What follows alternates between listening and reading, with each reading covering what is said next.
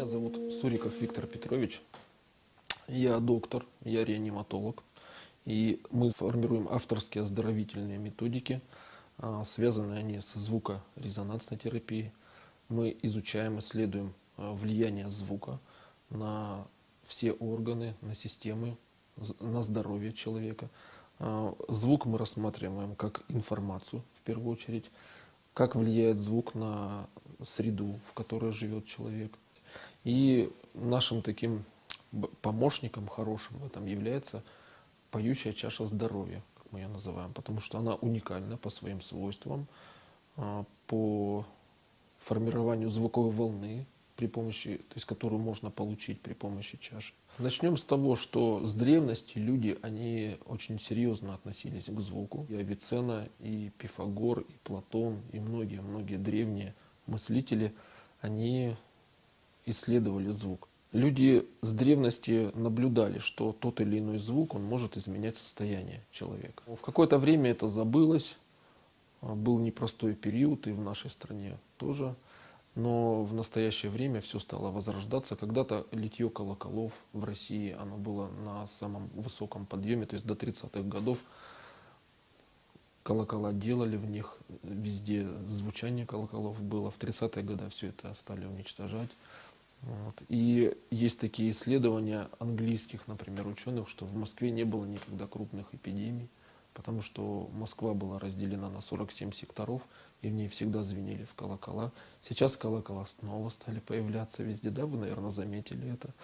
Но такая страна, как, допустим, Тибет, там никто никогда колокола не уничтожал, там всегда были чаши, и есть такое определение, как тибетская поющая чаша, а не какая-то другая, там, чаша Антарктиды или еще что-то, да. Вот. Поэтому У вас тибетские чаши? у нас чаши изготавливаются в Тибетском Нагорье, и мастерские наши находятся в Непале. Мы туда ездим в экспедиции, ну, как минимум 3 раза в год мы там бываем. Есть там люди, которые на русском языке говорят, это мои друзья. Вот. И есть определенные требования именно к звуку чаш, которые мы им выставляем, и они нам эти чаши делают. Мы их в дальнейшем тестируем, и либо ее принимаем для оздоровительной программы, либо нет. У звука есть определенные свойства. То есть звук это и физическое явление тоже в том числе. Звук это энергия. Энергия, которая может обладать разрушительной силой и созидательной силой. И любой физик, он может сказать, что у звуковой волны есть такие свойства, как дифракция, реверберация, интерференция. И если это объяснять простым языком, понятным для каждого человека, то, допустим, если мы говорим про дифракцию, значит это преодоление звуковой волной каких-то препятствий. Вот в комнате, если стоят колонны какие-то, или, допустим, в городе дома, звуковой волне надо пройти мимо этих препятствий. Также мы понимаем, что есть реверберация, люди называют это эхом, когда звуковая волна отразилась от какого-то препятствия. Есть другое свойство волны интерференция, когда звуковая волна наслаивается одна на другую. Что такое звук? Звук это информация, правильно? Информация, которая приходит во внешнюю среду. И информация, которую воспринимает наш организм. Мы ее слышим через органы слуха, звуковую информацию. Мы ее воспринимаем нашими рецепторами, то есть нашими клетками, нашими жидкостями. Мы состоим с вами на 75% из воды. Поэтому плазма крови, спинномозговая жидкость, межклеточное пространство, все это воспринимает именно влияние этого звука. Если знать, как мы воспринимаем звук, на каких частотах, на каких децибелах, то можно выстраивать оздоровительные программы. Человека окружает множество звуков различных, звуков, вибраций. Если, допустим, человек слышит звучание автомобиля, который тормозит, человек воспринимает этот звук как опасность. Работа органов и систем выстраивается так, чтобы нашему организму не было нанесено никакого вреда. То есть двигательная какая-то активность и так далее. Есть масса звуков, которые мы даже и не оцениваем. Они могут приносить неблагоприятные какие-то воздействия на организм человека, но мы этого даже отследить не можем. Потому что есть звуки очень низкой частоты, звуки очень высокой частоты, то есть ультразвука. Мы прекрасно понимаем, что на человека воздействуют электромагнитные какие-то волны. Допустим, телевизор, который работает у соседей за стеной, мы не знаем, что там за программа идет, какие там ритмы идут, вибрации. Возможно, там фильм ужасов смотрят или какие-то фильмы не очень благоприятные, и все эти ритмы, они передаются в наше жилье. Допустим, звук метро, звук автобусов, автомобилей, стройки и так далее. И все эти ритмы воспринимаются нашим мозгом и воспринимаются нашим организмом. Каждый человек может набрать в интернете и посмотреть. И будет такая информация, что во время каких-то концертов рок-групп зафиксированы разрушения мостов, зафиксирована гибель рыбы в соседних озерах. И если у людей взять интервью после какой-то активной дискотеки, там, где идет и световое воздействие на мозг человека, то люди, они не сразу могут дать ответы на очень простые вопросы. Какой день недели, как зовут вашего дедушку и так далее. То есть идут процессы торможения и, возможно, даже разрушения в коре головного мозга. В целом можно сказать, что воспринимая определенный звук, у человека формируются ритмы, формируются волны в мозге. Если зарегистрировать на электроэнцефалограмме волны и ритмы монаха, волны и ритмы ребенка, либо человека бодрствующего, это будут абсолютно не одинаковые волны. Сейчас мы с вами общаемся, это бета-волны. Если вы будете слушать приятную музыку, допустим, люди могут читать какую-то молитву, если это монах, либо вы просто сидите в состоянии покоя, контролируете свое дыхание, постепенно у вас формируется альфа-волна. Это состояние отдыха. А далее после альфа-волны может формироваться тета-волна, состояние кратковременного сна, когда человек восстанавливается, он засыпает и сразу просыпается. Это отдых, это выработка эндорфинов, это выработка гормонов, именно восстанавливающих наше здоровье. Также есть глубокий сон, это уже дельта-волны. Поэтому все это изучает нейрофизиология, современная наука. И если мы знаем все эти свойства нашего мозга, мы можем при помощи различных звуковых предметов, вот в данном случае нам в этом помогает чаша, поющая чаша здоровья. Мы ее сейчас не называем тибетская, потому что эти чаши, можно сказать, что сделаны по нашим требованиям, поэтому они не традиционные, не стандартные, они состоят из сплава 7 металлов. В них определенный металл завышен, то есть есть основной металл, это медь, есть большой процент олова, есть золото, серебро, железо. Поэтому Они все звучат по-разному. каждый металл имеет свою твердость. Делается чаша путем ручной ковки. То есть это не совсем не тот сувенирный предмет, который мы привыкли где-то видеть. У чаши должно быть определенное скольжение. У чаши не должно быть посторонних шумов и звуков, которые мозг наш слушает и воспринимает. Кроме этого, зная все эти свойства, мы формируем оздоровительные программы, которые построены на вибрационно-акустическом эффекте. Акустический эффект – это восприятие звуковой волны органами слуха и нашим мозгом.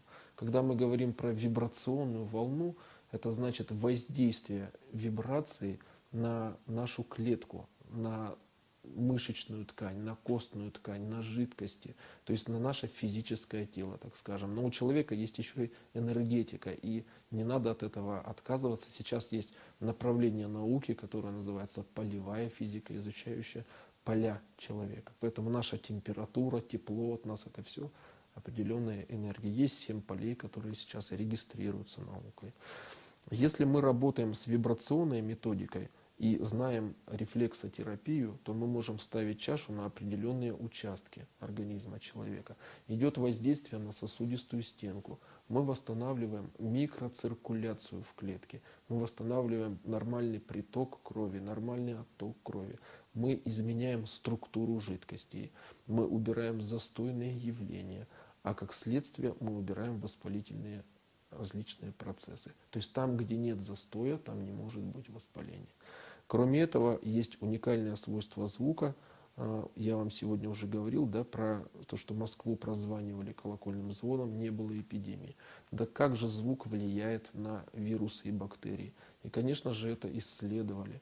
Есть такой известный профессор Земсков, который в 2008 году проводил интересные эксперименты и опыты, и он воздействовал звуком на стафилококки, стриптококки, на кишечную палочку.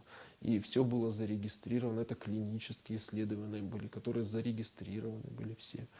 И были получены данные, что звук угнетает рост вирусов и бактерий на 15-40%. Вот и ответ на вопрос, почему же эпидемии не было в Москве. Именно потому, что ее всегда прозванивали колоколами.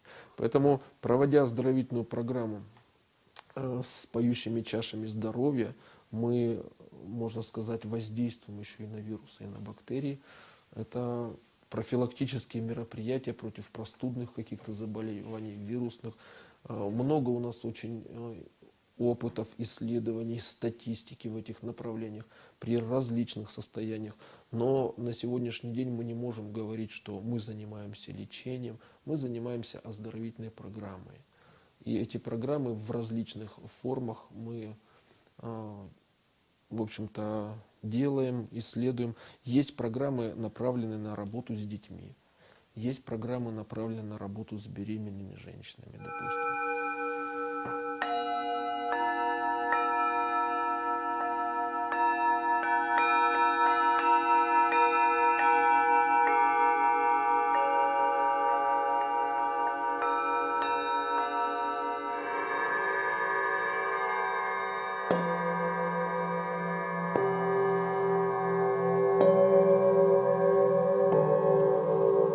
Когда-то китайский император сократил интервалы между нотами для того, чтобы музыкальные инструменты было легче настраивать. И именно тогда появилась октава. До, ре, ми, фа, соль, ля, си, многие музыкальные произведения, они построены сейчас именно на этих интервалах. Все звуковые программы, с которыми мы работаем, они не в октавах, они не до, ре, ми, фа, соль, ля, си. И мы работаем в основном в квинте. Почему мы это делаем? Потому что в наших экспедициях в Тибетское Нагорье, общаясь с местными специалистами, которые работают со звуком, нам обращали внимание именно на квинту.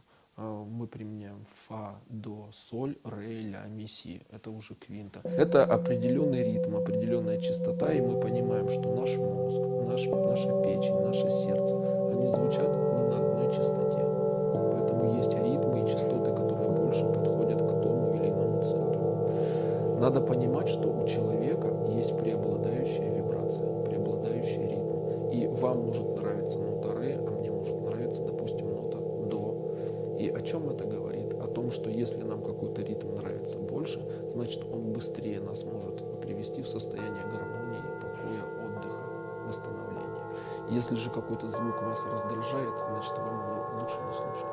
У поющей чаши здоровья у нее есть преобладающая нота. Мы не можем говорить, что это музыкальный инструмент, и она звучит именно этой нотой. Есть просто преобладающая нота. У нее до 20 обертонов, поэтому все ноты там присутствуют. Мы работаем с профессорами, мы работаем с академиками. Вот после этого интервью я поеду как раз встречаться с академиком Машковым. Это доктор медицины, академик, профессор, лауреат Ленинской премии Советского Союза. То есть это можно сказать, из мэтров медицины. Это все проверено, это действительно. Естественно. Мы используем медицинское оборудование, проводили экспериментальные сеансы, работали с немцами. Вот был у нас такой опыт в прошлом году, в октябре, когда приезжали специалисты из Германии, это профессора, тоже доктора. Там у людей 2 клиники. Вот в частности, я с профессором Билицем работал. Проводили мы 30 сеансов, регистрировали состояние здоровья человека. То есть да, была группа людей, мы исследовали органы иммунной системы, 22 органа иммунной системы. То есть мы исследовали показатели крови, лимфоциты, моноциты, состояние печени, почек, состояние костного мозга, вилочковой железы. Поэтому 22 органа иммунной системы. Регистрация показателей была до сеансов, регистрация разных, то есть регистрация показателей после разных сеансов. Мы делали разные сеансы и смотрели, как изменяются эти показатели. Все это регистрировали. Был доклад после того, как мы с ними около недели работали. было зарегистрировано улучшение работы, именно улучшение показателей органов на 85%. Немцы сказали, что именно так, как мы работаем, они там так не работают. То есть у них больше акустические программы, у нас программы еще вибрационные, то есть вибрационные акустические. Воздействие звукорезонансной терапии, она подразумевает воздействие через акустическую составляющую и через вибрационную. Я про это говорил. Грамотный специалист, он может правильно выстроить программу. Надо понимать, что разные программы утром, днем, вечером, они могут по-разному воздействовать на состояние человека. Поэтому надо понимать, какие ритмы нужно вызвать или не нужно. И мы понимаем, что частота звуковой волны не должна превышать 500 Гц. Это оптимальные частоты, когда формируется бинауральный ритм. Но это целая лекция. Что такое бинауральный ритм? Я, конечно, могу про это рассказать. Это внутренний ритм, который формируется в нашем мозге в результате синхронизации работы полушарий нашего мозга.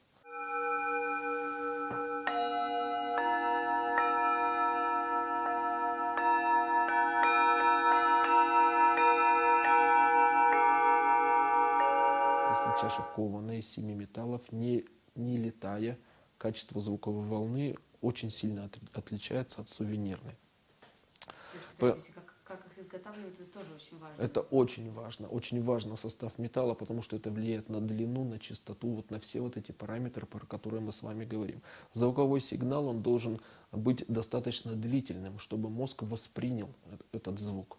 Если он короткий, непродолжительный, то он не вызовет это состояние волновое, то есть не будет этой синхронизации работы мозга. Если мы воздействуем 2 минуты или 10 минут, это совсем другое. Надо понимать, какая по времени должна быть звуковая программа вибрационно-акустическая. Если она будет 1,5 часа, полезно ли это будет или наоборот? Вот это мы все изучаем. Есть у нас сейчас подтвержденные данные, исследованные, сколько времени можно воздействовать, как работать с детьми, опять же, как работать со взрослыми пациентами и как работать с людьми при различных клинических состояниях. Это надо все учитывать. Про все эти программы мы можем сказать, что почему они очень интересны, почему современные ученые стали обращать на них внимание. Потому что все-таки, если правильно выполнять такие программы, это не вмешательство химическим путем в организм человека. Чаша человека не лечит, а человек сам себя лечит. То есть наша задача настроить работу органов и систем. То есть мы даем определенные ритмы, мы даем информацию, вибрации определенных. И если идет отклик на этот звук, если органы и системы начинают работать нормально, если мы убираем различные воспалительные процессы, застойные какие-то явления в клетке, восстанавливаем метаболизм в клетке, гомеостаз, естественно, человек начинает сам себя исцелять, выздоравливать. Правильно? То есть вот на чем построены наши методики. Я думаю, что информационная восстановительная медицина – это медицина будущего. И для нас очень важно, чтобы не только чистый воздух был, не только чистая вода была, но и информационное поле, где мы живем, звуки, они все должны быть здоровыми. Я думаю, придет время, когда какую-то разрушительную музыку начнут запрещать, ее нельзя будет транслировать.